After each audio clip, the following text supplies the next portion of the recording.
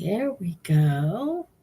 Hi, it is Miss T. We are live. We're going to see how far we can get in the book Hatchet. The last chapter was chapter 14, and so that means we're starting with chapter 15, and I'm not holding anything back. Here we go. Chapter 15. The days had folded into another and mixed so that after 2 or 3 weeks he only knew time had passed in days because he made a mark for each day in the stone near the door of his shelter. Real time he measured in events. A day was nothing, not a thing to remember. It was just sun coming up, sun going down, some light in the middle. But events were burned into his memory, and so he used them to remember time, to know and to remember what had happened, to keep a mental journal. There had been the day of first meet. That had been a day, sorry, turn off the alarm there. That had been a day that had started like the rest. Up after the sun, clean the camp, make sure there's enough wood for another night. But it was a long time of eating fish and looking for berries, and he craved craved more food, heavier food, deeper food. He craved meat. He thought in the night now of meat. He thought of his mother's cooking a roast or dreamed a turkey. And one night he awakened before he had to put wood on the fire with his mouth making saliva and the taste of pork chops in his mouth. So real, and all a dream. But it left him intent on getting meat. He had been working farther and farther out for wood, sometimes now going nearly a quarter of a mile away from camp for wood. And he saw many small animals. Squirrels were everywhere, small red ones that chattered at him and seemed to swear and jump from limb to limb.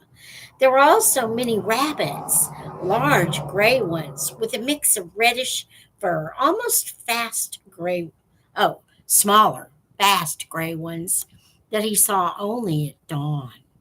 The larger ones sometimes sat until he was quite close, then bounded and jerked 2 or 3 steps before freezing again. He thought if he worked at it and practiced, he might hit one of the larger rabbits with an arrow or a spear. Never the small ones or the squirrels. They were too small and fast. Then there were the fool birds. They exasperated him to the point where they were close to driving him insane.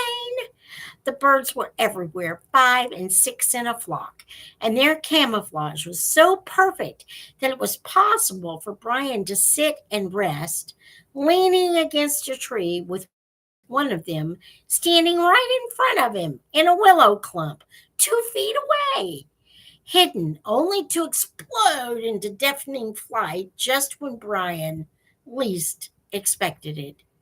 He just couldn't see them, couldn't figure out how to locate them before they flew because they stood so perfectly still and blended in so perfectly well. And what made it worse was that they were so dumb, or seemed to be so dumb, that it was almost insulting the way they kept hidden from him. Nor could he get used to the way they exploded up when they flew. It seemed like every time he went for wood, which was every morning, he spent the whole time jumping and jerking in fright as he walked. On one memorable morning, he had actually reached for a piece of wood, what he thought to be a pitchy stump at the base of a dead birch. His fingers close to touching it, only to have it blow up in his face. But on the day of first meet, he had decided the best thing to try for would be a fool bird. And that morning he had set out with his bow and spear to get one, to stay with it until he got one and ate some meat, not to get wood, not to find berries, but to get a bird and eat some meat. At first, the hunt had not gone well. He saw plenty of birds working up along the shore of the lake to the end, then down on the other side, but he only saw them after they flew. He had to find a way to see them first, see them and get close enough to either shoot them with the bow or use the spear. And he could not find a way to see them. When he had gone halfway around the lake and had jumped up 20 or so birds, he finally gave up and sat at the base of a tree. He had to work this out, see what was going wrong. There were birds there, and he had eyes.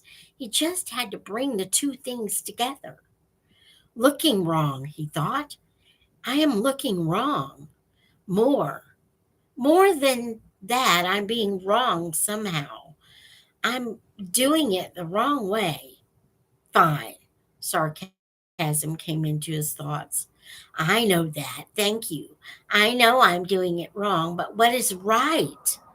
The morning sun had cooked him until it seemed his brain was frying, sitting by the tree. But nothing came until he got up and started to walk again, and hadn't gone 2 steps when a bird got up. It had been there all the time, while he was thinking about how to see them, right next to him, right there. He almost screamed. But this time, when the bird flew, something caught his eye, and it was the secret key. The bird cut down toward the lake. Then, seeing it couldn't land in the water, turned and flew back up the hill into the trees. When it turned, curving through the trees, the sun had caught it, and Brian, for an instant, saw it as a shape, sharp pointed in front, back from the head, in a streamlined bullet shape to the fat body, kind of like a pear, he had thought, with a point on one end and a little fat body. A flying pear. And that had been the secret. He had been looking for feathers, for the color of the bird, for a bird sitting there. He had to look for the outline instead, had to see the shape instead of the feathers or color, had to train his eyes to see the shape. It was like turning on a television. Suddenly he could see things he never saw before. In just moments, it seemed, he saw 3 birds before they flew, saw them sitting and got close to one of them, moving slowly, got close enough to try a shot with his bow. He had missed that time and had missed many more, but he saw them. He saw the little fat shapes with the pointed heads sitting in the brush all over the place. Time and again he drew, held, and let arrows fly, but he still had no feathers on the arrows, and they were little more than sticks that flopped out of the bow, sometimes going sideways. Even when a bird was 7 or 8 feet away, the arrow would turn without feathers to stabilize it and hit brush or twig. After a time, he gave up with the bow. It had worked all right for the fish when they came right to the end of the arrow, but it wasn't good for any kind of distance, at least not the way it was now. But he had carried his fish spear, the original one with the 2 prongs, and he moved the bow to his left hand and carried the spear in his right. He tried throwing the spear, but he was not good enough and not fast enough. The birds could fly amazingly fast, get up fast. But in the end, he found that if he saw the birds sitting and moved sideways toward it, not directly toward it, but at an angle back and forth, he could get close enough to put the spear point out ahead almost to the bird and thrust lunge with it. He came close twice, and then down along the lake, not far from the beaver house, he got his first meat. The bird had sat and he had lunged, and the 2 points took the bird back down into the ground and killed it almost instantly. It had fluttered a bit, and Brian had grabbed it and held it in both hands until he was sure it was dead. Then he picked up the spear and the bow and trotted back around the lake to his shelter where the fire had burned down to glowing coals. He sat looking at the bird, wondering what to do. With the fish, he had just cooked them whole, left everything in, and picked the meat off. This was different. He would have to clean it. It had always been so simple at home. He would go to the store and get a chicken, and it was all cleaned and neat, no feathers or insides, and his mother would bake it in the oven and he would eat it. His mother from the old time, from the time before, would bake it. Now he had the bird, but he had never cleaned one, never taken the insides out or gotten rid of the feathers, and he didn't know where to start. But he wanted the meat, had to have the meat, and that drove him. In the end, the feathers came off easily. He tried to pluck them out, but the skin was so fragile that it pulled off as well. So he pulled the skin off the bird, like peeling an orange, he thought, sort of, except that when the skin was gone, the insides fell out the back end. He was immediately caught in a cloud of raw odor. Bleh, a kind of steamy dung odor that came up from the greasy coil of insides that fell from the bird, and he nearly threw up. But there was something else to the smell as well, some kind of richness that went with his hunger that overcame the sick smell. He quickly cut the neck with his hatchet, cut the feet off the same way, and in his hand he held something like a small chicken with a dark, fat, thick breast and small legs. He set it up. He set it up on some sticks on the shelter wall and took the feathers and insides down to the water to his fish pond. The fish would eat them, or eat what they could, and the feeding action would bring more fish. On second thought, he took out the wing and tail feathers, which were stiff and long and pretty, banded and speckled in browns and grays and light reds. There might be some use for them, he thought. Maybe work them onto the arrows somehow. The rest he threw in the water, saw the small round fish begin tearing at it, and washed his hands. Back at the shelter, the flies were on the meat, and he brushed them off. It was amazing how fast they came, but when he built up the fire and the smoke increased, the flies almost magically disappeared. He pushed a pointed stick through the bird and held it over the fire. The fire was too hot. The flames hit the fat, and the bird almost ignited. He held it higher, but the heat was worse, and finally he moved it to the side a bit, and there it seemed to cook properly, except that it only cooked on one side, and all the juice dripped off. He had to rotate it slowly, and that was hard to do with his hands, so he found a forked stick and stuck it in the sand to put his cooking stick in. He turned it, and in this way he found a proper method to cook the bird. In minutes, the outside was cooked, and the odor that came up was almost the same as the odor when his mother baked chickens in the oven. And he didn't think he could stand it, but when he tried to pull a piece of the breast meat off, the meat was still raw inside. Patience, he thought.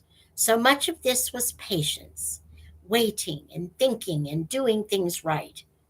So much of all of this, so much of all living was patience and thinking.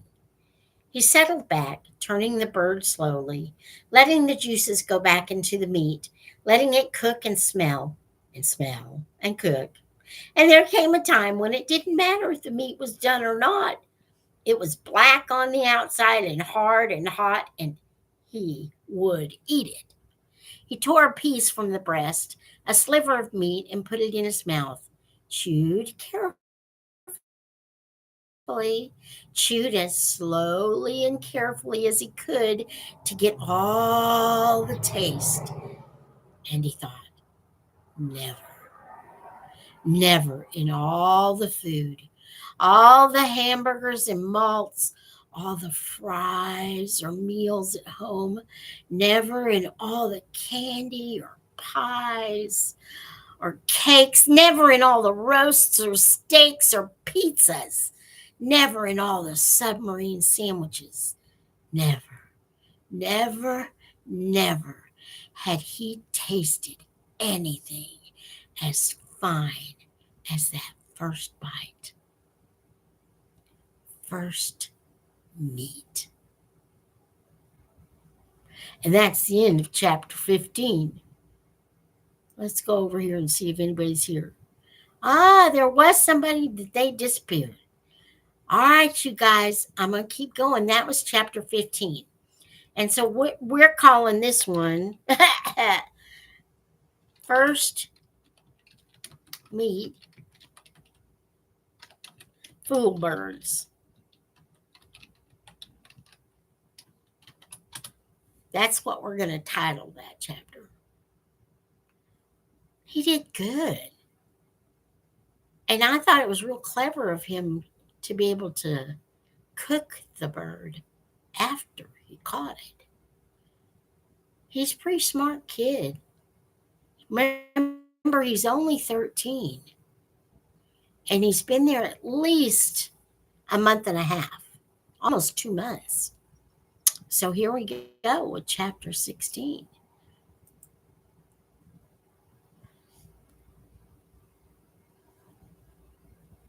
Aha. And where are you, chapter 16?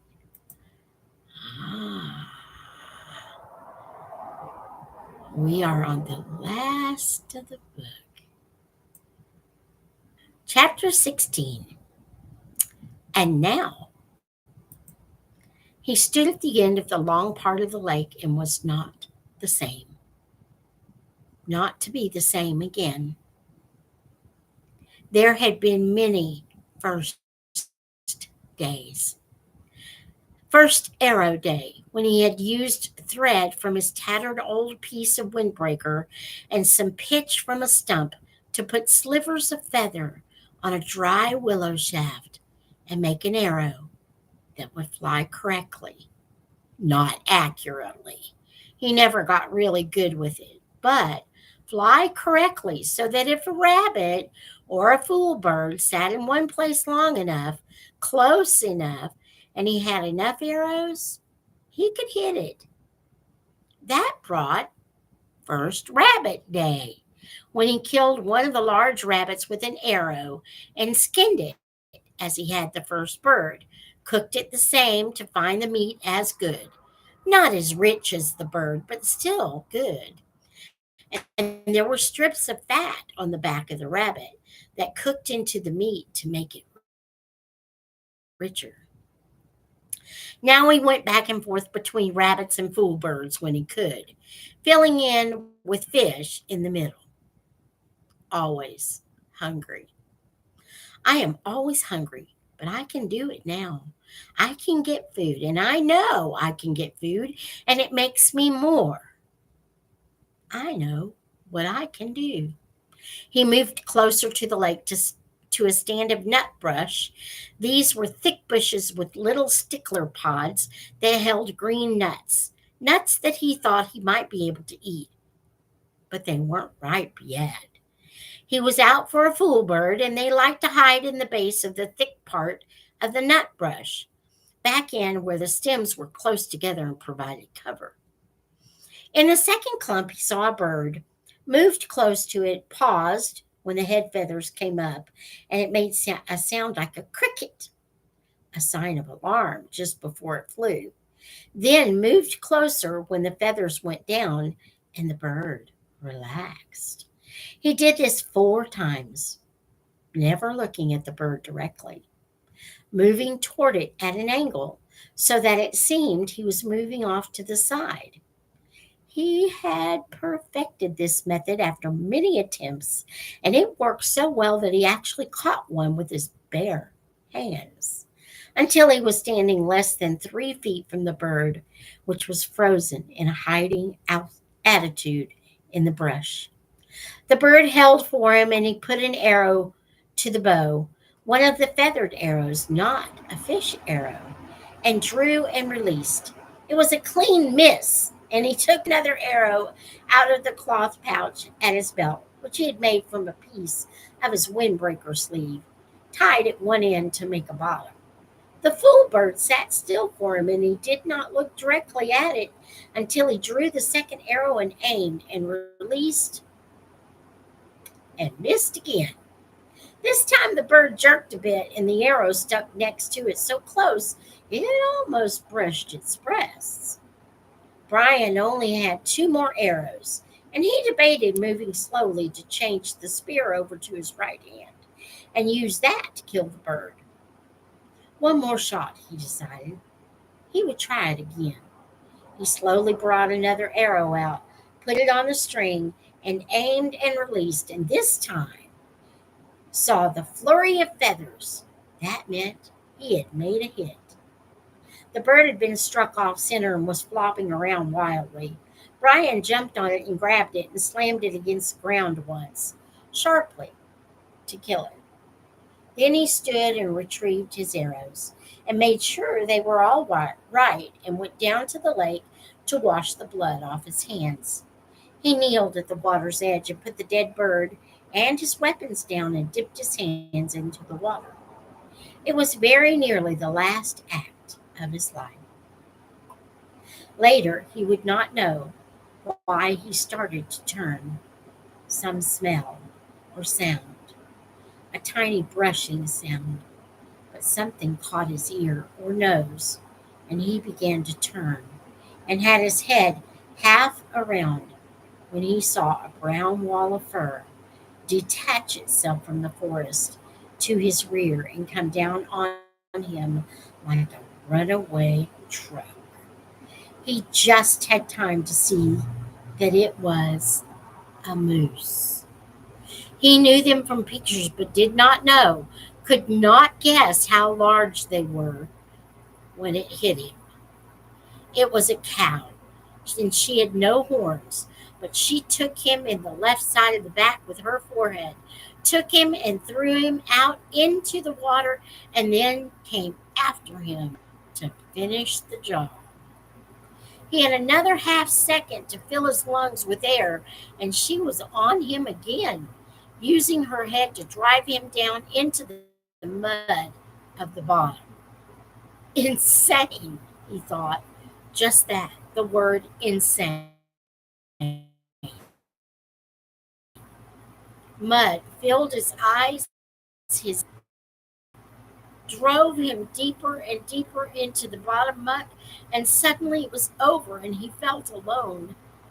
He sputtered to the surface, sucking air and fighting panic.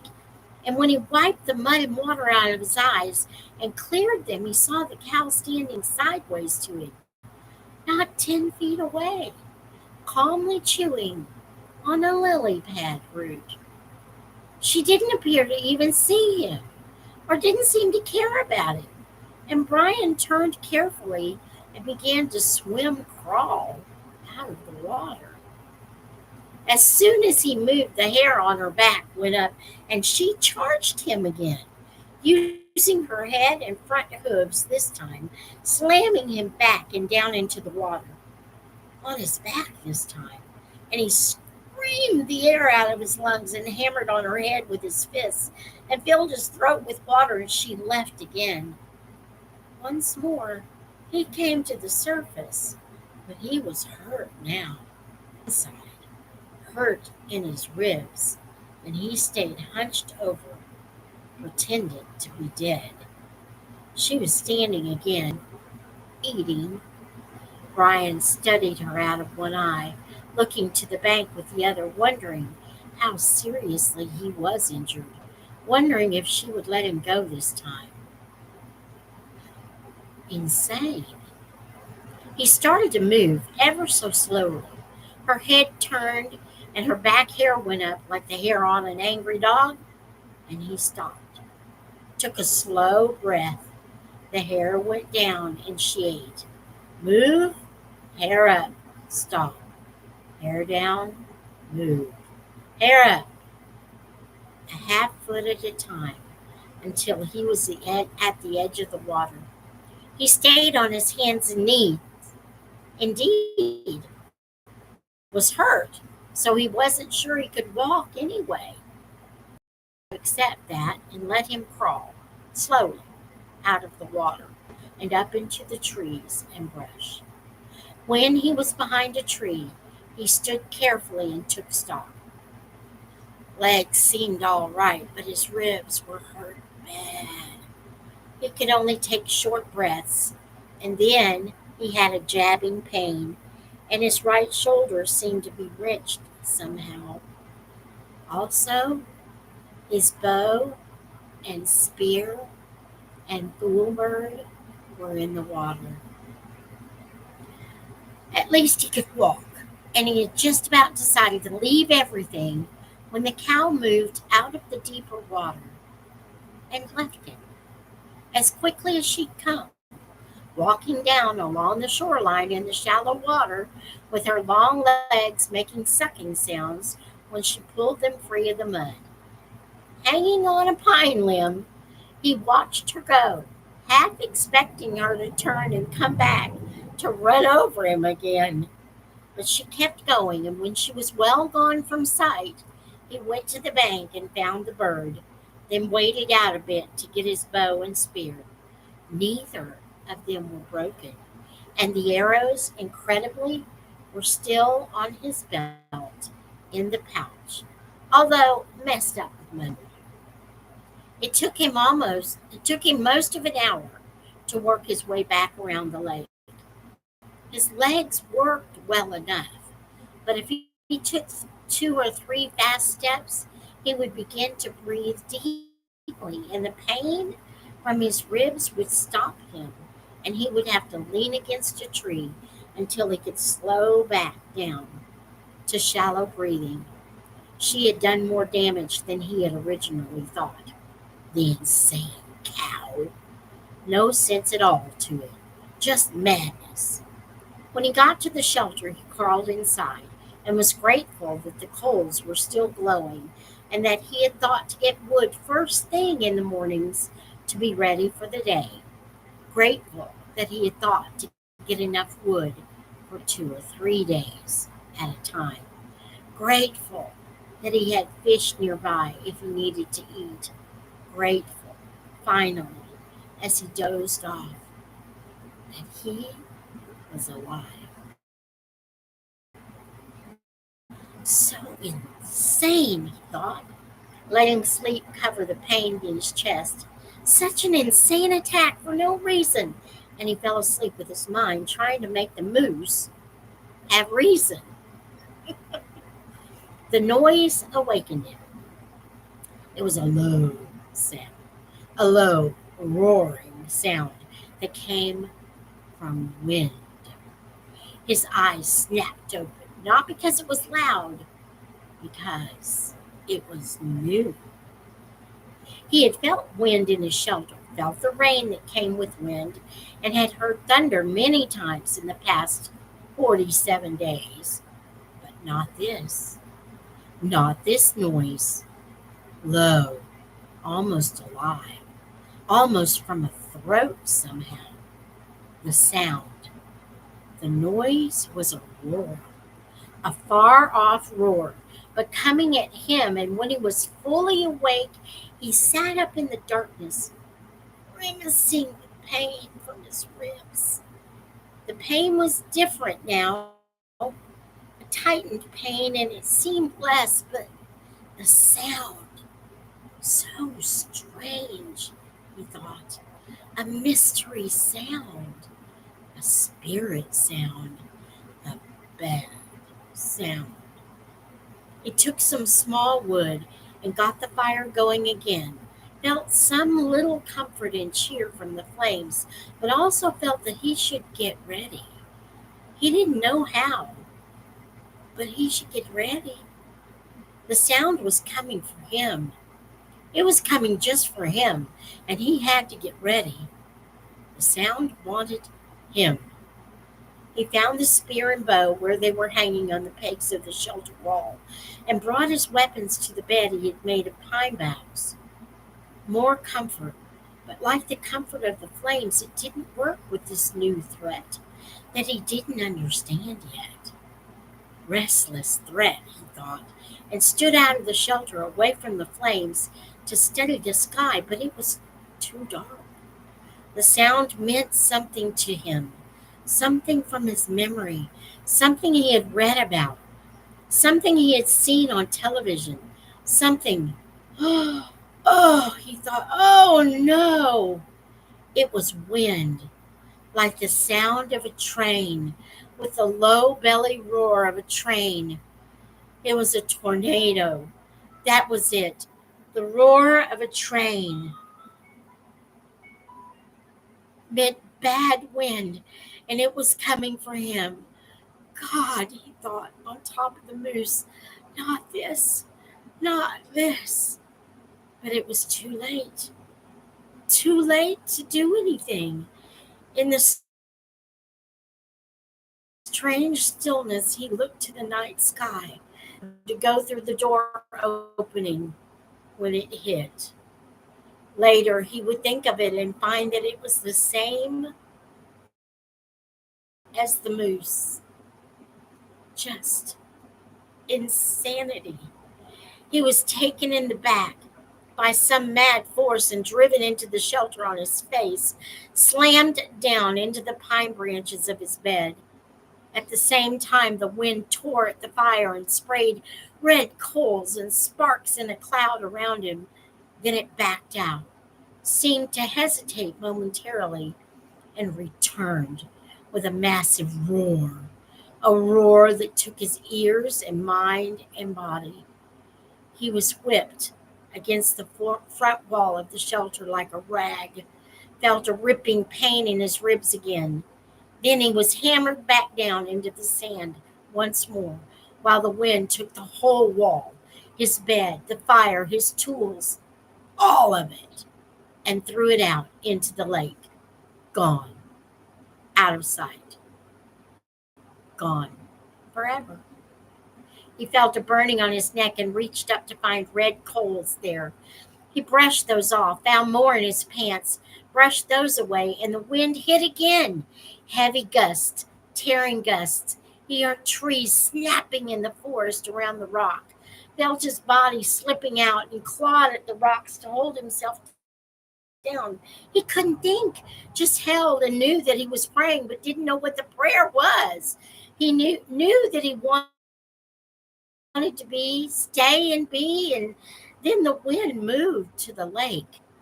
Brian heard the great roaring, sucking sounds of water and opened his eyes to see the lake torn by the wind, the water slamming in great waves that went all ways, fought each other, and then rose in a spout of water going up into the night sky like a wet column of light. It was beautiful and terrible at the same time. The tornado tore one more time at the shore on the opposite side of the lake. Brian could hear trees being ripped down, and then it was done, gone, as rapidly as it had come. It left nothing, nothing but Brian in pitch dark. He could find nothing of where his fire had been, not a spark, nothing of his shelter, tools, or bed. Even the body of the fool bird was gone. I am back to nothing, he thought, trying to find things in the dark, back to where I was when I crashed. hurt in the dark, just the same. As if to emphasize his thoughts, the mosquitoes, with the fire gone and protective smoke no longer saving him, came back in, thick, nostril clogging swarms. All that was left was the hatchet at his belt, still there. But now it began to rain, and in the downpour, he would never find anything dry enough to get a fire going. And at last, he pulled his battered body back in under the overhang where his bed had been and wrapped his arms around his ribs. Sleep didn't come, couldn't come with the insects ripping at him. So he lay the rest of the night slapping mosquitoes and chewing with his mind on the day. This morning, he had been fat, well, almost fat, and happy, sure of everything, with good weapons and food, and the sun in his face, and things looking good for the future. And inside of one day, just one day, he had been run over by a moose and a tornado, had lost everything, and was back to square one, just like that. A flip of some giant coin, and he was the loser. But there's a difference now, he thought. There really is a difference. I might be hit, but I'm not done. When the light comes, I'll start to rebuild. I still have the hatchet, and that's all I had in the first place. Come on, he thought, baring his teeth in the darkness. Come on. Is that the best you can do? Is that all you can hit me with? A moose and a tornado? Well, he thought, holding his ribs and smiling, then spitting mosquitoes out of his mouth. Well, that won't get the job done. That was the difference now. He had changed, and he was tough. I'm tough where it counts, tough in the head. In the end, right before dawn, a kind of cold snap came down. Something else new, this cold snap, and the mosquitoes settled back into the damp grass and under the leaves, and he could sleep or doze. And the last thought he had that morning as he closed his eyes was, I hope the tornado hit the moose. When he awakened, the sun was cooking the inside of his mouth and had dried his tongue to leather. He had fallen into a deeper sleep with his mouth open just at dawn, and it tasted as if he had been sucking on his foot all night. Blech. He rolled out and almost bellowed with pain from his ribs. They had tightened in the night and seemed to pull at his chest when he moved. He slowed his movements and stood slowly, without stretching unduly, and went to the lake for a drink. At the shore, he kneeled carefully and with great gentleness and drank and rinsed his mouth. To his right, he saw that the fish pond was still there, although the willow gate was gone and there were no fish. They'll come back, he thought, as soon as I can make a spear or bow and get one or two for bait. They'll come back. He turned to look at his shoulder, saw that some of the wood for the wall was scattered around the beach, but was still there. Then saw that his bow jammed into a driftwood log, broken, but with the precious string still intact. Not so bad now. Not so bad. He looked down the shoreline for other parts of his wall, and that's when he saw it. Out in the lake, in the short part of the L, something curved and yellow was sticking 6 or 8 inches out of the water. It was a bright color, not an earth or natural color, and for a second he could not place it. Then he knew it for what it was. It's the tail of the plane, he said it aloud, half expecting to hear somebody answer him. There it was, sticking up out of the water. The tornado must have flipped the plane around somehow when it hit the lake, changed the position of the plane, and raised the tail. Well, he thought, well, just look at that. And at the same moment, a cutting thought hit him. He thought of the pilot, still in the plane, and that brought a shiver and massive sadness that seemed to settle on him like a weight. And he thought that he should say or do something for the pilot, some words, but he didn't know any of the right words, the religious words. So he went down to the side of the water and looked at the plane and focused his mind the way he did when he was hunting the fool birds and wanted to concentrate. Focused it on the pilot and thought, have rest forever. And that's the end of chapter 16. Whoa. Ouch. A moose and a tornado. Ow. That's kind of hurtful, don't you think? Okay, so, terror. That's what we're going to name this one. Terror in the Night.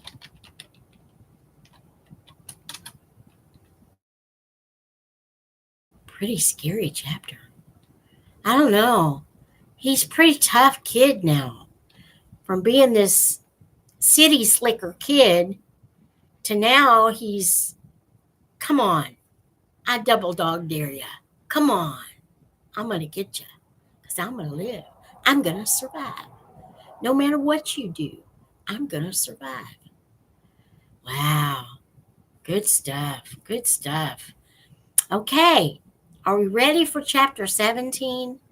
There are 20 chapters, and we've done 2 in less than an hour. Let's see how far we can get tonight. Chapter 17. He turned back to his campsite and looked to the wreckage. He had a lot to do: rebuild his shelter, get a new fire going, find some food, or get ready to find some food, make weapons, and he had to work slowly because his ribs hurt. First things first, he tried to find some dry grass and twigs, then peeled bark from a nearby birch to shred into a fire nest. He worked slowly, but even so, with his new skill, he had a fire going in less than an hour. Whoa! The flames cut the cool, damp morning, crackled, and did much to bring his spirits up, I bet. Not to mention chasing away the incessant mosquitoes. With the fire going, he searched for dry wood. The rain had driven water into virtually all the wood he could find, and at last located some in a thick evergreen where the top branches had covered the lower dead ones, keeping them dry. He had great difficulty breaking them, not being able to pull much with his arm or chest muscles, but finally got enough to keep the fire going all day and into the night. With that, he rested a bit, eased his chest, and then set about getting a shelter squared away. Much of the wood from his original wall was still nearby, and up in back of the ridge he actually found a major section of the weave still intact. The wind had torn it out, lifted it, and thrown it to the top of the ridge, and Brian felt lucky once more that he had not been killed or more seriously injured, which would have been the same, he thought. If he couldn't hunt, he would die, and if he were injured badly, he would not be able to hunt. He jerked and dragged the wood around until the wall was once more in place, crudely. But he could improve it later. He had no trouble finding enough pine boughs to make a new bed. The storm had torn the forest to pieces. Up in back of the ridge, it looked like a giant had become angry and used some kind of a massive meat grinder on the trees. Huge pines were twisted and snapped off, blown sideways. The ground was so littered with limbs and treetops sticking every which way that it was hard to get through. He pulled enough thick limbs in for a bed, green and spicy with the new broken sap smell, and by evening he was exhausted, hungry, and hurting. But he had something close to a place to live again, a place to be. Tomorrow, he thought, as he lay back in the darkness. Tomorrow, maybe the fish would be back, and he would make a spear and new bow and get some food. Tomorrow, he would find food and refine the camp and bring things back to sanity from the one completely insane day. He faced the fire, curving his body. He rested his head on his arm and began to sleep when a picture came into his head. The tail of the plane sticking out of the water. There it was, the tail sticking up. And inside the plane, near the tail somewhere, was the survival pack. It must have survived the crash because the plane's main body was still intact. That was the picture. The tail sticking up and the survival pack inside, right there in his mind as he dozed. His eyes snapped open. If I could get at the pack, he thought.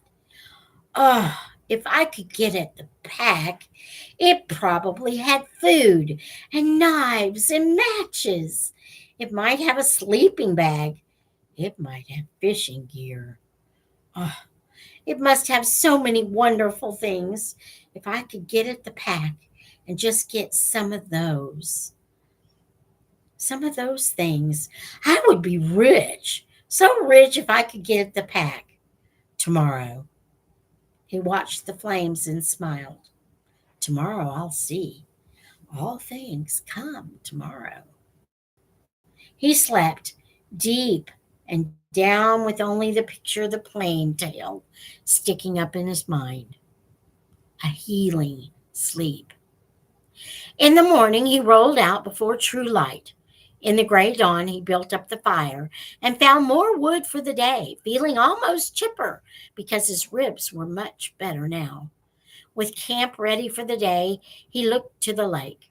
Part of him half expected the plane tail to be gone, sunk back into the depths. But he saw that it was still there, didn't seem to have moved at all. He looked down at his feet and saw that there were some fish in his fish pen, looking for the tiny bits of bait still left from before the wind came. He fought impatience to get on the plane project and remembered what he had learned. First, food, because food made strength. First, food, then thought, then action. There were fish at hand here, and he might not be able to get anything from the plane. That was all a dream. The fish were real, and his stomach, even his new shrunken stomach, was sending signals that it was savagely empty. He made a fish spear with 2 points, not peeling the bark all the way back, but just working on the pointed end. It took him an hour or so, and all the time he worked, he sat looking at the tail of the plane sticking up in the air. His hands working on the spear, his mind working on the problem of the plane. When the spear was done, although still crude, he jammed a wedge between the points to spread them apart and went to the fish pond. There were not clouds of fish, but at least 10. And he picked one of the larger ones, a round fish almost 6 inches long, and put the spear point in the water, held it, then thrust with a flicking motion of his wrist when the fish was just above the point. The fish was pinned neatly, and he took two more with the same ease, then carried all three back up to the fire. He had a fish board now, a piece of wood he had flattened with a hatchet that leaned up by the fire for cooking fish, so he didn't have to hold a stick all the time. He put the three fish on the board, pushed sharpened pegs through their tails into cracks on the cooking board, and propped it next to the reddest part of the coals. In moments, the fish were hissing and cooking with the heat, and as soon as they were done, or when he could stand the smell no longer, he picked the steaming meat from under the loosened skin and ate it. The fish did not feel him, did not even come close. Fish meat was too light for that. But they gave him strength. He could feel it moving into his arms and legs, and he began to work on the plane project. While making the spear, he had decided that what he would have to do was make a raft and push paddle the raft to the plane and tie it there for a working base. Somehow he would have to get into the tail, inside the plane, rip or cut his way in, and however he did it, he would need an operating base of some kind, a raft, which he found ruefully was much easier said than done. There were plenty of logs around. The shore was littered with driftwood, new and old, tossed up and scattered by the tornado. And it was a simple matter to find four of them about the same length and pull them together. Keeping them together was the problem. Without rope or cross pieces and nails, the logs just rolled and separated. He tried wedging them together, crossing them over each other. Nothing seemed to work. And he needed a stable platform to get the job done. It was becoming frustrating, and he had a momentary loss of temper, as he would have done in the past when he was the other person. At that point, he sat back on the beach and studied the problem again. Sense. He had to use his sense. That's all it took to solve problems. Just sense. It came then. The logs he had selected were smooth and round and had no limbs. What he needed were logs with limbs sticking out. Then he could cross the limbs of one log over the limbs of another and weave them together, as he had done with his wall, the food shelf cover, and the fish gate. He scanned the area above the beach and found four dry treetops that had been broken off by the storm. These had limbs, and he dragged them down to his work area at the water's edge and fitted them together. It took most of the day. The limbs were cluttered and stuck any which way, and he would have to cut one to make another fit, then cut one from another log to come back to the first one, then still another from the third log would have to be pulled in. But at last, in the late afternoon, he was done, and the raft, which he called Brush Pile, one for its looks, hung together as he pulled it into the water off the beach.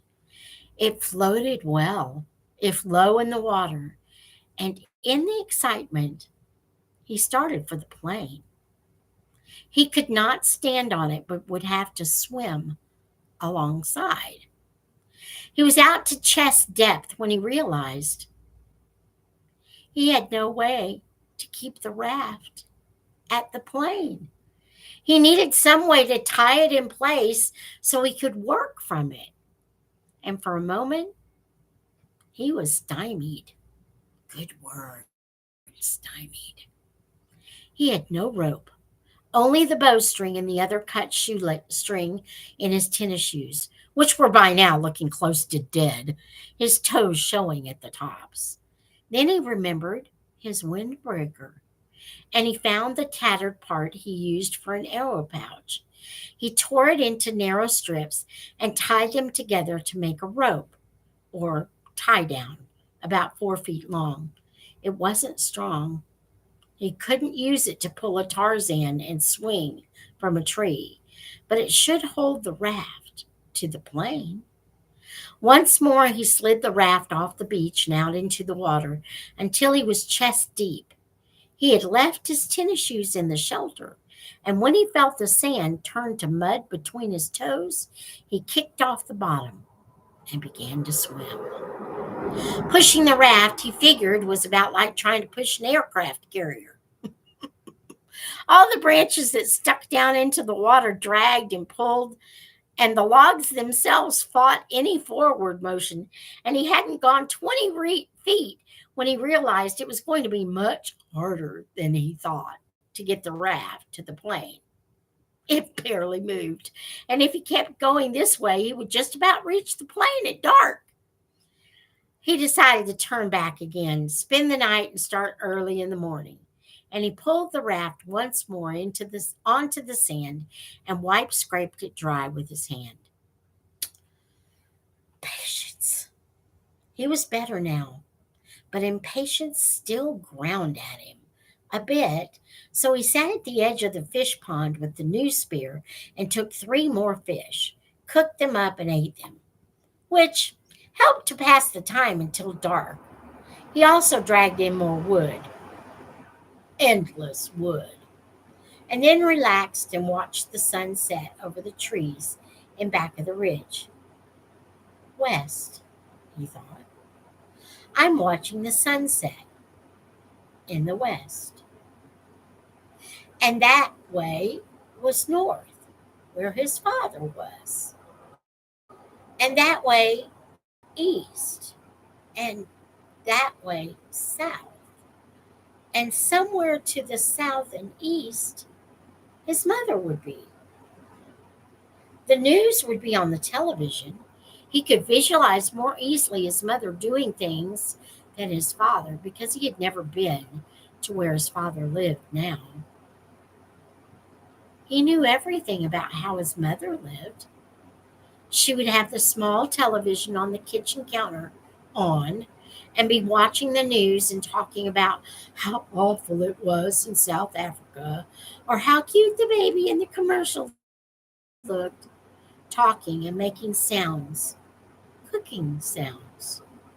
He jerked his mind back to the lake. There was great beauty here, almost unbelievable beauty. The sun exploded in the sky, just blew it up with a setting color, and that color came down into the water of the lake, lit the trees. Amazing beauty, and he wished he could share it with somebody and say, look there, and over there, and see that. But even alone, it was beautiful. And he fed the fire to cut the night chill. There it is again, he thought, that late summer chill to the air, the smell of fall. He went to sleep thinking of a kind of reverse question. He did not know if he would ever get out of this, could not see how it might be, but if he did somehow get home and go back to living the way he had lived, would it be just the opposite? Would he be sitting watching television and suddenly think about the sunset up in back of the ridge and wonder how the color looked in the lake? Sleep. In the morning, the chill was more pronounced, and he could see tiny wisps of vapor from his breath. He threw wood on the fire and blew until it flamed, then banked the flames to last and went down to the lake. Perhaps because the air was so cool, the water felt warm as he waded in. He made sure that the hatchet was still at his belt and the raft still held together. Then set out, pushing the raft, and kicked swimming toward the tail of the plane. As before, it was a very hard going. Once an eddy of breeze came up against him, and he seemed to be standing still, and by the time he was close enough to the tail to see the rivets in the aluminum, he had pushed and kicked for over 2 hours, was nearly exhausted, and wished he had taken some time to get a fish or two and have breakfast. He was also wrinkled as a prune and ready for a break. The tail looked much larger when he got next to it, with a major part of the vertical stabilizers showing, and perhaps half of the elevators. I don't understand any of that. That's me. Only a short piece at the top of the fuselage, the plane's body toward the tail, was out of the water, just a curve of aluminum, and at first he could see no place to tie the raft. But he pulled himself along the elevators to the end, and there he found a gap that went in up by the hinges where he could feed his rope through. With the raft secure, he climbed on top of it and lay on his back for 15 minutes, resting and letting the sun warm him. The job, he thought, looked impossible. To have any chance of success, he would have to be strong when he started. Somehow, he had to get inside the plane. All openings, even the small rear cargo hatch, were underwater, so he couldn't get at them without diving and coming up inside the plane, where he would be trapped. He shuddered at that thought and then remembered that it was in the front of the plane, down in the bottom of the lake, still strapped in the seat, the body of the pilot, sitting there in the water. Brian could see him, the big man with his hair waving in the current, his eyes open. Stop, he thought. Stop now. Stop that thinking. He was nearly at the point of swimming back to shore and forgetting the whole thing. But the image of the survival pack kept him. If he could get it out of the plane, or if he could just get into it and pull something out, a candy bar, even that, just a candy bar, it would be worth it. But how to get at the inside of the plane? He rolled off the raft and pulled himself around the plane. No openings. 3 times he put his face in the water and opened his eyes and looked down. Yeah, the water was murky, but he could see perhaps 6 feet, and there was no obvious way to get into the plane. He was blocked. And that's the end of chapter 17. So what are we calling this one? What's the title of this one?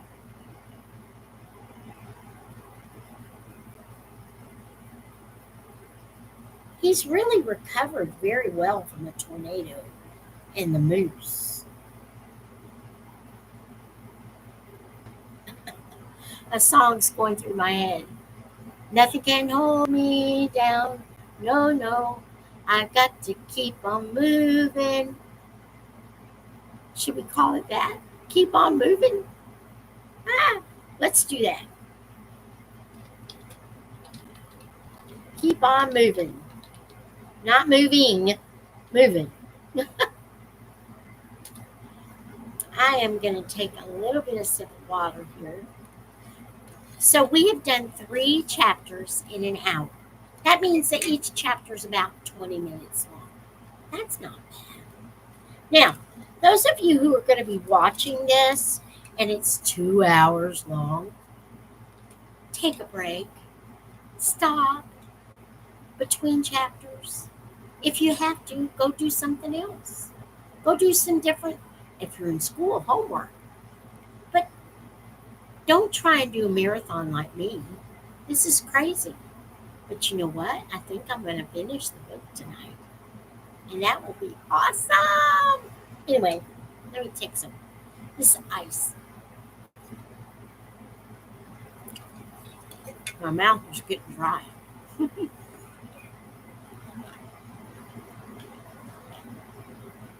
If you stop by, please say hi. And that rhyme. I am goofy tonight. So just bear with me, people. This is Miss T, the real thing. And I'm getting a little punchy. So let's see. We are on 15, 16, and 17, chapter 18. You think he's going to get into the plane? And what do you think he's going to find in that survival bag? That he hasn't already reinvented. Because he's been out there for 48 days now. So 48 days, so 30. So he's been out there for a month and 18 days. And had to start all over again 3 days ago. So with broken ribs. What's up with that? So I think he's thinking there's food in the pack.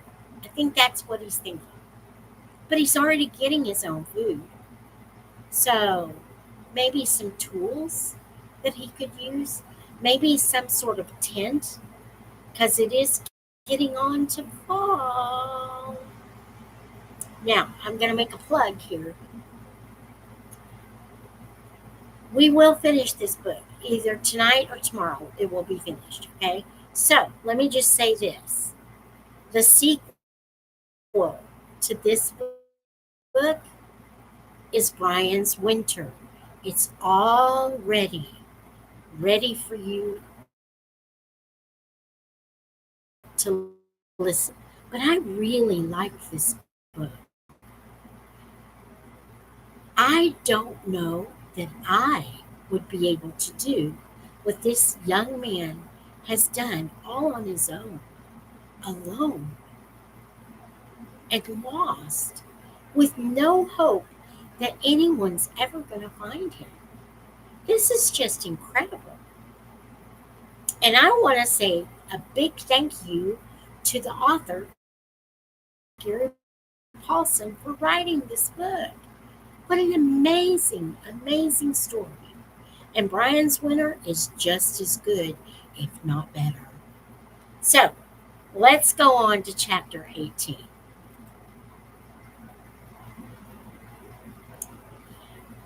Brian worked around the tail of the plane 2 more times, pulling himself along on the stabilizer and the elevator.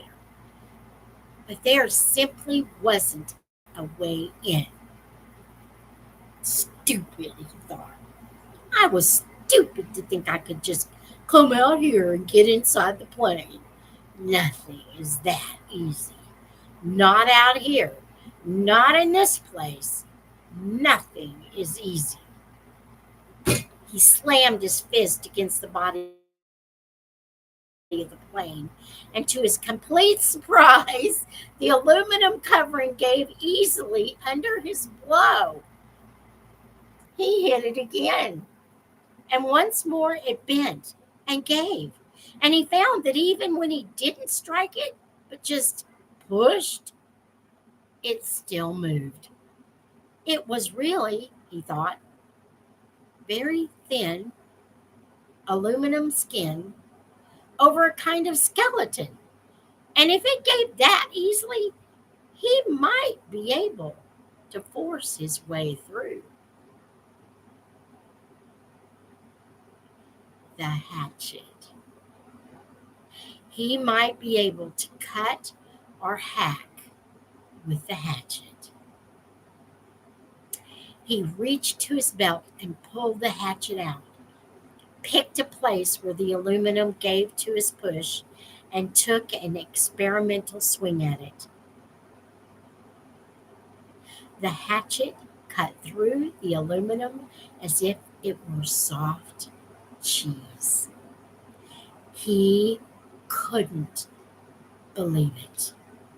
3 more hacks, and he had a triangular hole the size of his hand, and he could see 4 cables that he guessed were the control cables going back to the tail, and he hit the skin of the plane with a frenzied series of hacks to make a still larger opening, and he was bending a piece of aluminum away of two aluminum braces of some kind when he dropped the hatchet.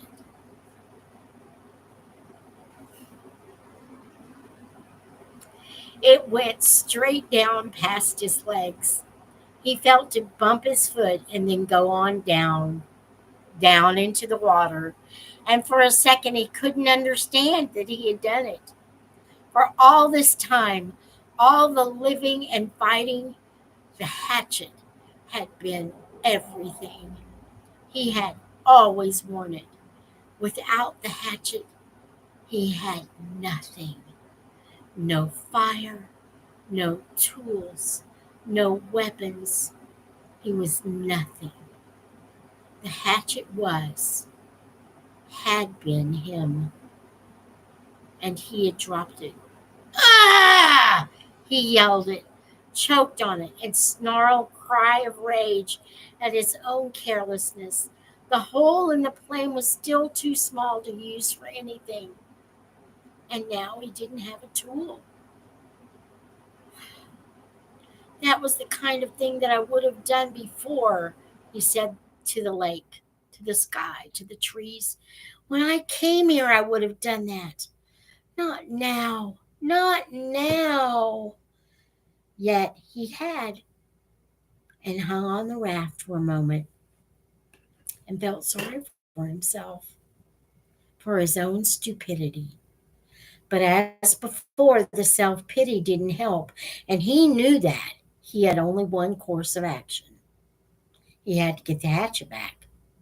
He had to dive and get it back. But how deep was it? In the deep end of the gym pool at school, he had no trouble getting to bottom, and that was, he was pretty sure, about 11 feet. Here, it was impossible to know the exact depth.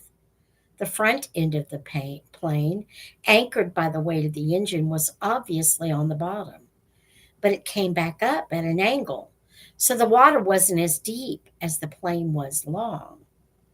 He pulled himself out of the water so his chest could expand, took two deep breaths, and swiveled and dove, pulling his arms and kicking off the raft bottom with his feet. His first thrust took him down a good 8 feet, but the visibility was only about 5 feet beyond that, and he could not see bottom yet. He clawed down 6 or 7 more feet, the pressure pushing in his ears, until he held his nose and popped them.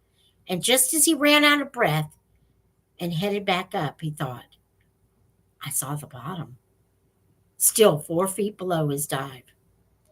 He exploded out of the surface, bumping his head on the side of the elevator when he came up, and took air like a whale, pushing the stale air out until he wheezed, taking new in.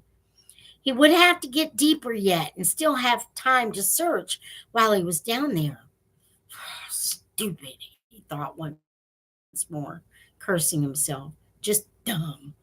He pulled air again and again, pushing his chest out until he could not possibly get any more capacity, then took one more deep lungful, wheeled, and dove again.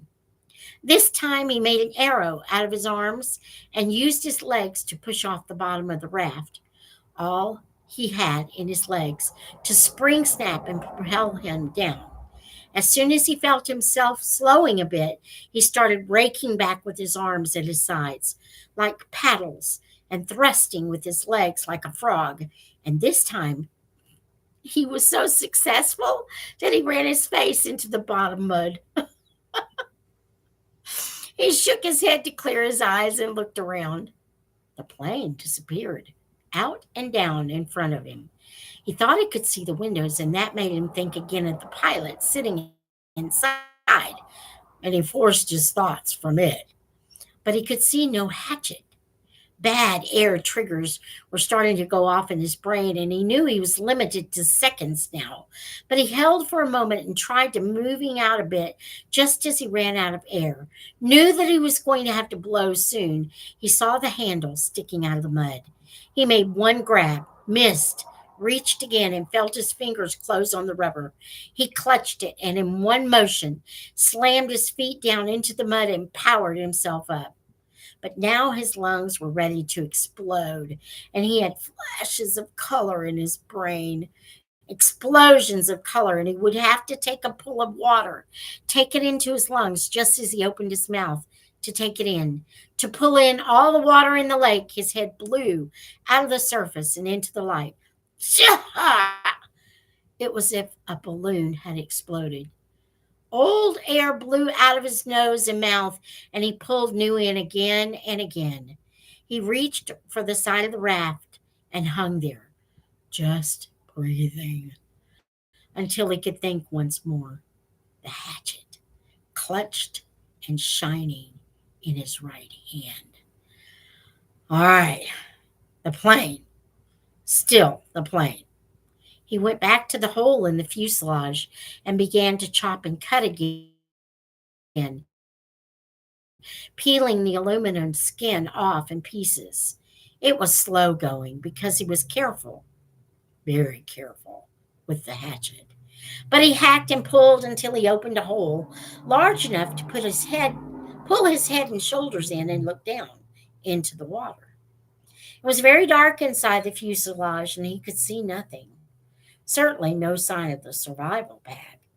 There were some small pieces and bits of paper floating on the surface inside the plane, dirt from the floor of the plane that had floated up, but nothing substantial. Well, he thought, did you expect it to be easy?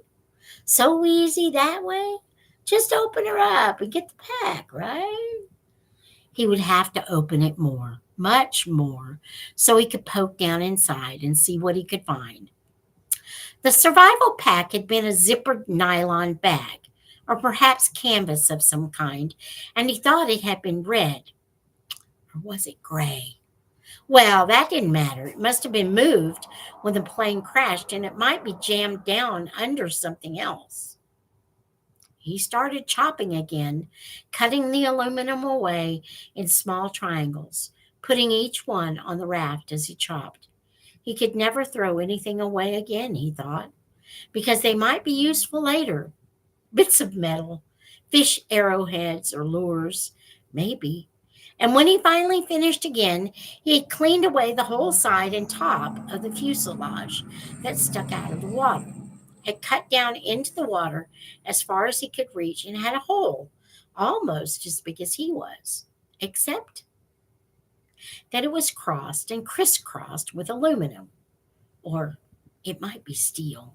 He couldn't tell. Braces and formers and cables. It was an awful tangled mess. But after chopping some braces away, there was room for him to wiggle enough to get inside. He held back for a moment, uncomfortable with the thought of getting inside the plane. What if the tail settled back to the bottom and he got caught and couldn't get out? It was a horrible thought. But then he reconsidered. The thing had been up now for 2 days, plus a bit, and he had been hammering and climbing on it, and it hadn't gone back down. It seemed pretty solid. He eeled in through the cables. I love that, eeled. And formers, wiggling and pulling until he was inside the tail with his head clear of the surface of the water and his legs down on the angled floor. When he was ready, he took a deep breath and pushed down along the floor with his legs, feeling for some kind of fabric or cloth, anything, with his bare feet. He touched nothing but the floor plates. Up, a new breath. Then he reached down to formers underwater and pulled himself beneath the water, his legs pushing down, almost to the backs of the front seats. And finally, on the left side of the plane, he thought he felt his foot hit cloth or canvas. Up for more air, deep breathing, then one more grab at the formers, and pushing as hard as he could, he jammed his feet down and he hit it again. Definitely canvas or heavy nylon. And this time, when he pushed his foot, he thought he felt something inside, something hard. It had to be the bag. Driven forward by the crash, it was jammed into the backs of the seats and caught on something.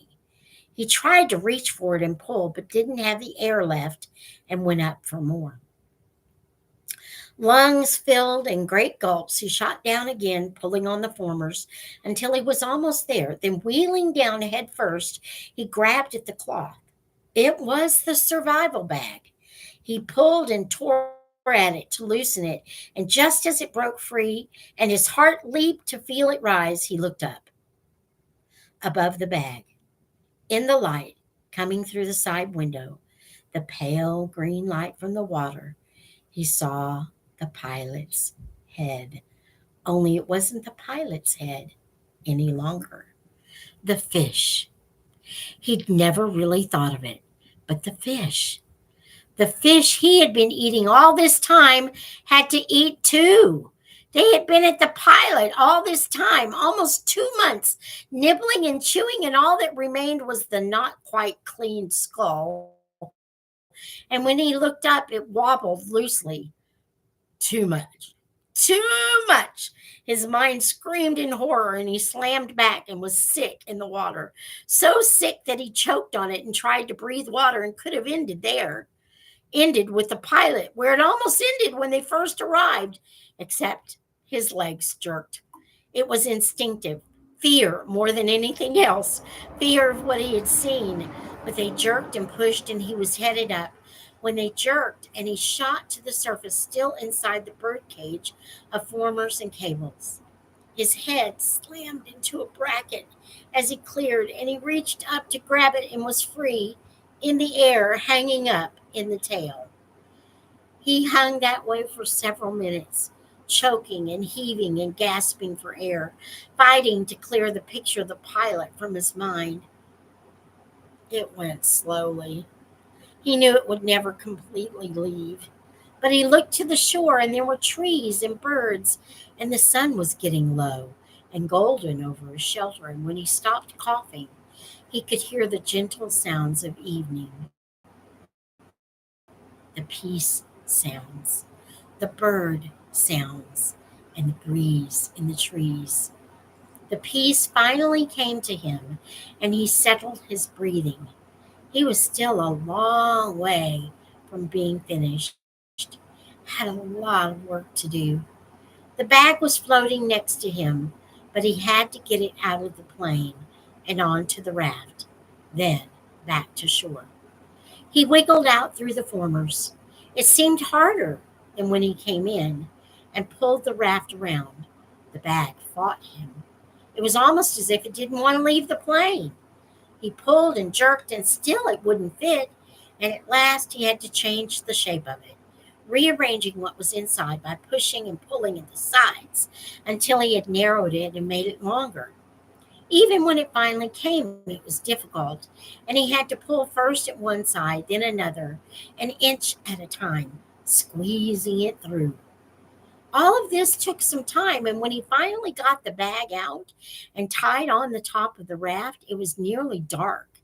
He was bone tired from working in the water all day, chilled deep, and he still had to push the raft ashore. Many times he thought he would not make it. With the added weight of the bag, which seemed to get heavier by the foot, coupled with the fact that he was getting weaker all the time, the raft seemed barely to move. He kicked and pulled and pushed, taking the shortest way straight back to shore, hanging to rest many times, then surging again and again. It seemed to take forever, and when at last his feet hit bottom and he could push against the mud and slide the raft into the shore weeds to bump against the bank, he was so weak he couldn't stand, had to crawl, so tired he didn't even notice the mosquitoes that tore into him like a gray, angry cloud. He had done it. That's all he could think now. He had done it. He turned and sat on the bank with his legs in the water and pulled the bag ashore and began the long drag. He couldn't lift it. Back down the shoreline to his shelter. 2 hours. Almost three, he dragged and stumbled in the dark, brushing the mosquitoes away, sometimes on his feet, more often on his knees, finally to drop across the bag and to sleep when he made the sand in the front of the doorway. He had done it.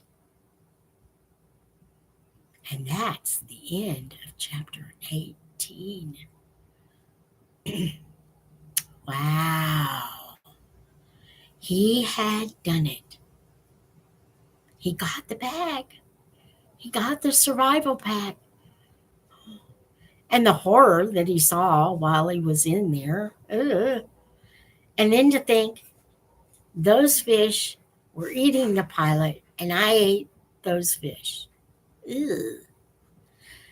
Not something you really want to think about. So, the title for this chapter, I did it. How about that? With lots of exclamation points. I did it. Whoa. Okay, we are almost done.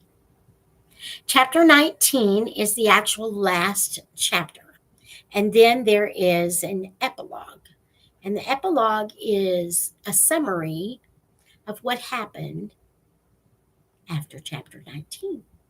And I'm not going to tell you what happens in chapter 19 because here we go. Chapter 19. I'm so excited. This is such a good book. Why I didn't put it on here before, I don't know. Treasure. Unbelievable riches. He could not believe the contents of the survival pack. The night before, he was so numb with exhaustion, he couldn't do anything but sleep. All day in the water had tired him so much that in the end he had fallen asleep, sitting against his shelter wall, oblivious even to the mosquitoes, to the night, to anything.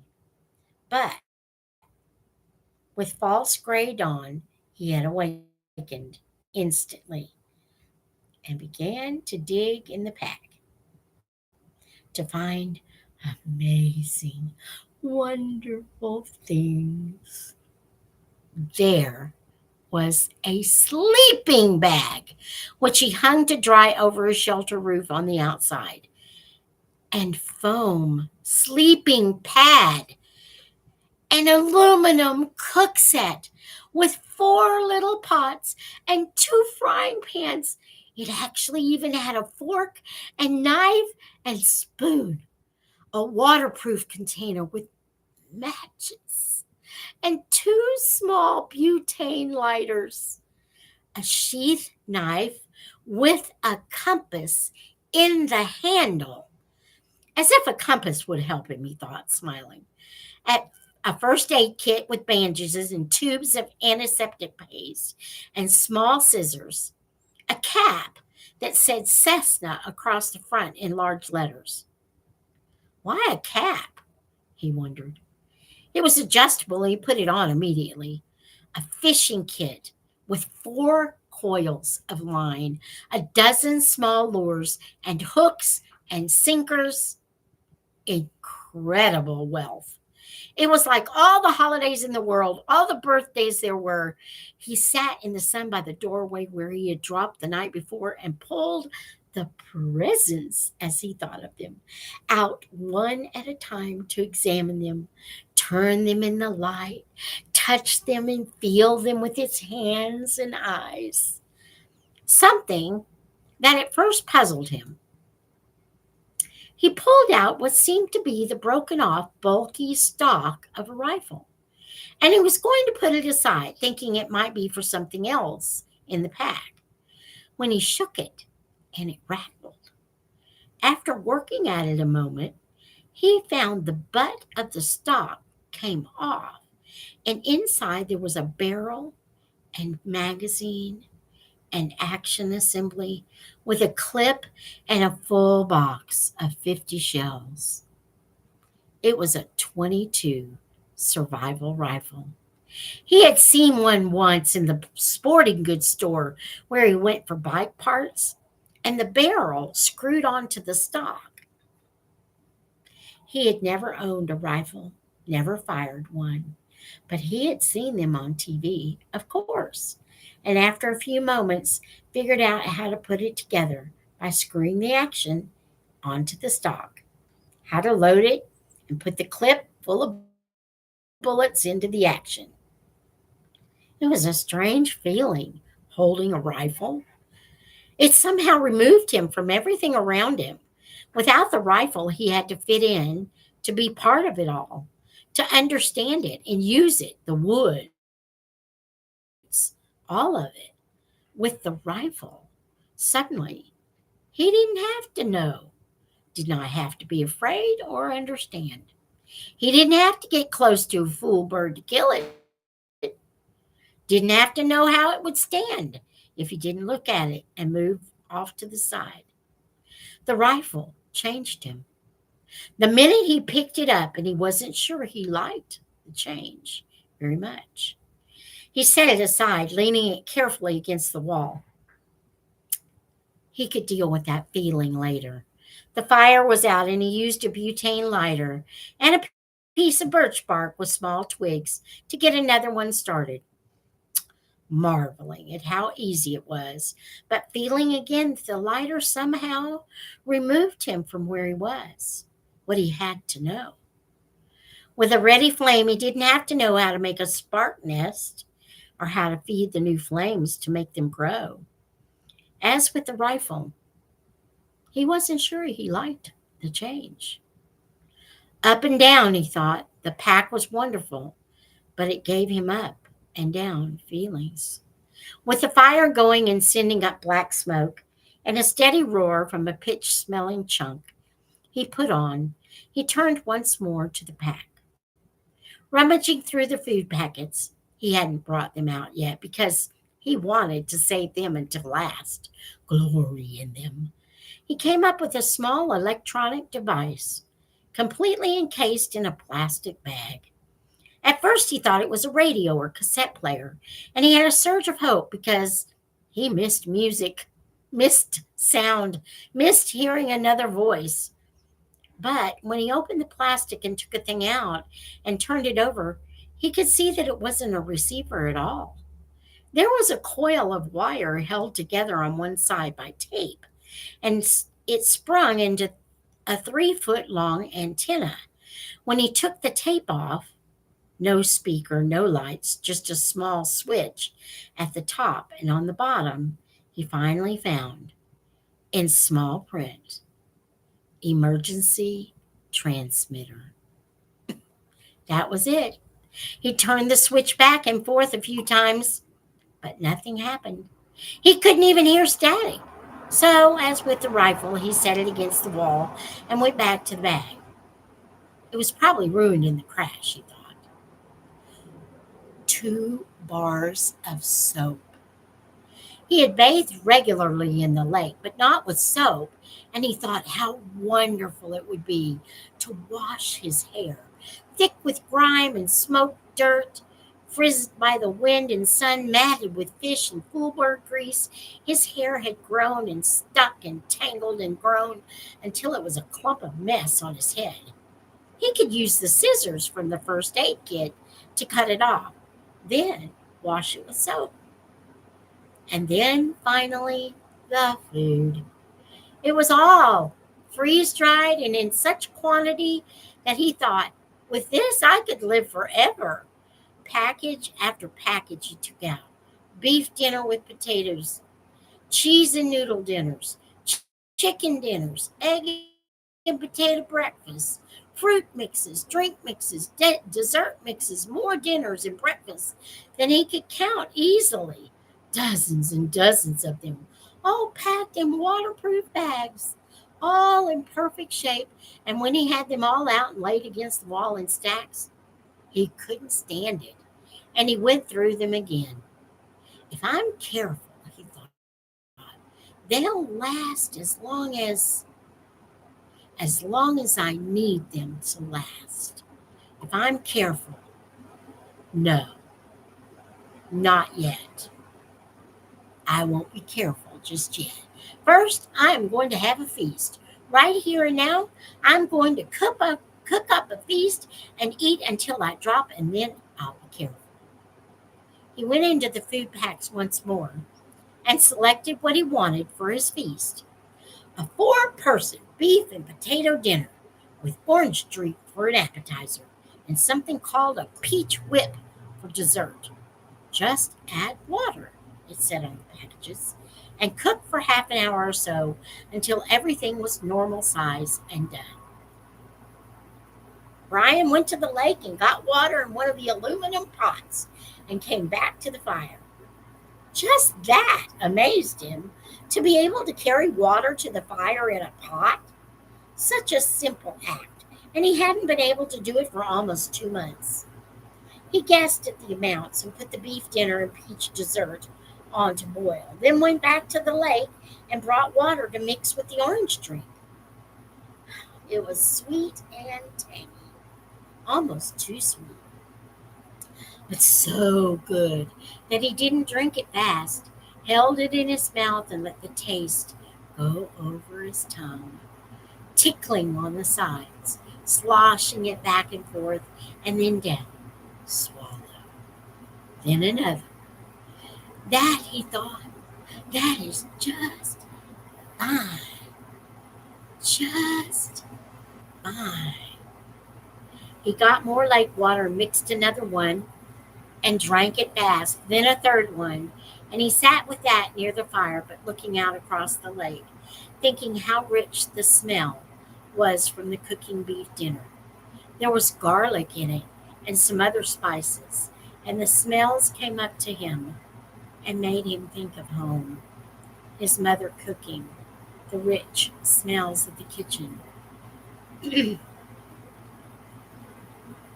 And at that precise instant, with his mind full of home, the smell from the food filling him, the plane appeared.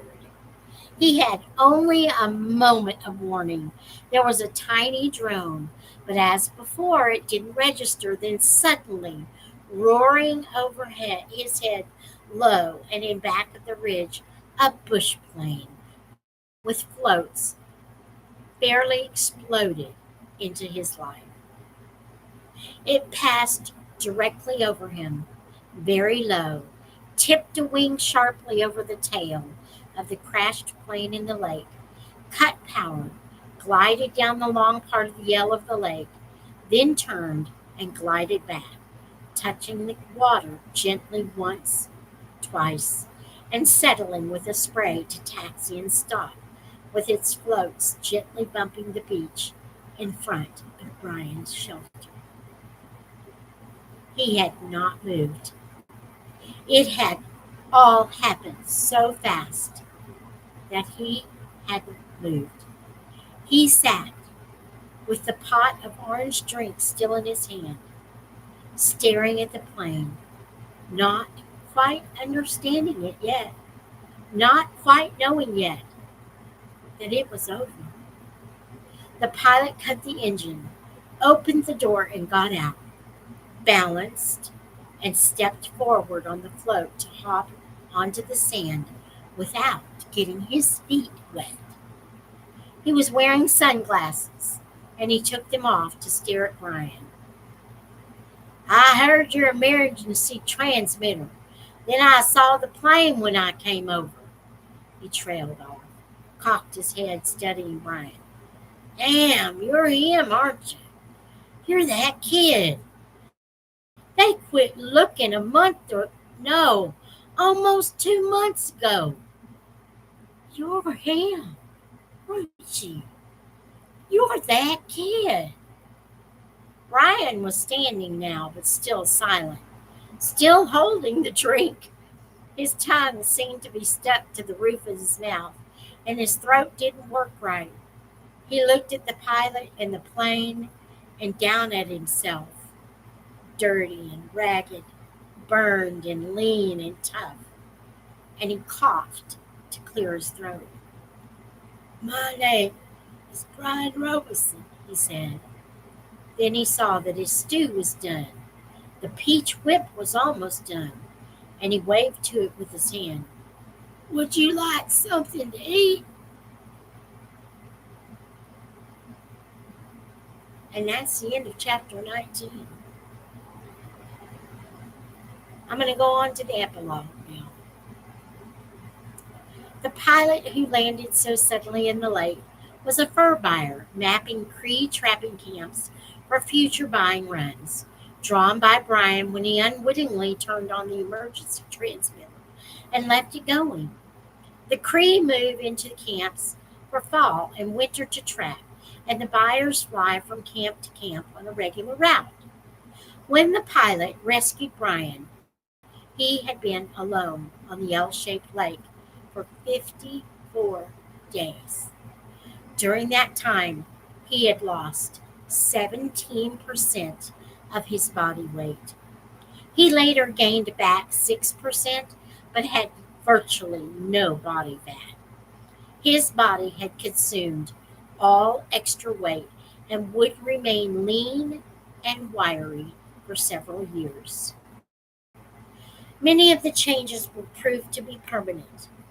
Brian had gained immensely in his ability to observe what was happening and react to it. That would last him all his life. From that time on, he would think slowly about something before speaking. Food, all food, even food he did not like, never lost its wonder for him. For years after his rescue, he would find himself stopping in grocery stores just to stare at the aisles of food, marveling at the quantity and the variety. There were many questions in his mind about what he had seen and known, and he worked at research when he got back, identifying the game and berries. Gut cherries were turned choke cherries and made good jelly. The nut bushes where the fool birds hid were hazelnut bushes. The two kinds of rabbits were snowshoes and cottontails. The fool birds were ruffed grouse, also called fool hens by trappers for their stupidity. The small food fish were bluegills, sunfish, and perch. The turtle eggs were laid by a snapping turtle, as he had thought. The wolves were timber wolves, which were not known to attack or bother people. The moose was a moose. There were also the dreams. He had many dreams about the lake after he was rescued. The Canadian government sent a team to recover the body of the pilot, and they took reporters who naturally took pictures and film of the whole campsite, the shelter, all of it. For a brief time, the press made much of Brian, and he was interviewed for several networks, but the furor died within a few months. A writer showed up who wanted to do a book on the complete adventure, as he called it, but he turned out to be a dreamer, and it all came to nothing but talk. Still, Brian was given copies of the pictures and tape, and looking at them seemed to trigger the dreams. They were not nightmares. None of them were frightening, but he would awaken at times with them, just awaken and sit up and think of the lake, the forest, the fire at night, the night birds singing, the fish jumping, sit in the dark alone and think of them, and it was not bad and would never be bad for him. Predictions are, for the most part, ineffective, but it might be interesting to note that had Brian not been rescued when he was, had he been forced to go into hard fall, perhaps winter, it would have been very rough on him. When the lake froze, he would have lost the fish, and when the snow got deep, he would have had trouble moving at all. Game becomes seemingly plentiful in the fall. It's easier to see with the leaves off the brush, but in winter it gets scarce and sometimes simply non existent as predators fox, lynx, wolf, owls, weasels, fisher, marten, northern coyote, sweep through areas, and wipe things out. It is amazing what a single owl can do to a local population of ruffed grouse and rabbits in just a few months.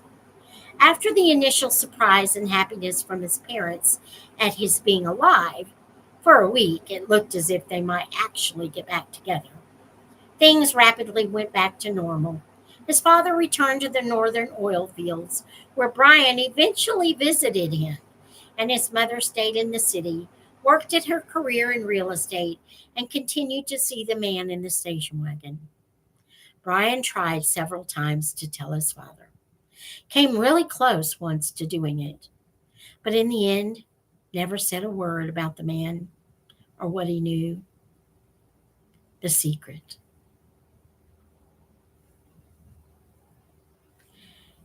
That is the end of Hatchet. Good book. So good. I have read this book before, but it's been a few years. Ah, so everything was fresh. I had forgotten about the moose. Such a good book. And now you have all the chapters. Chapter 19. We're going to call it Surprise.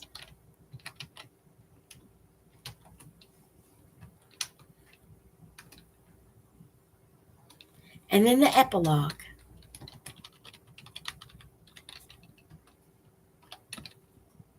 Back to normal, but not.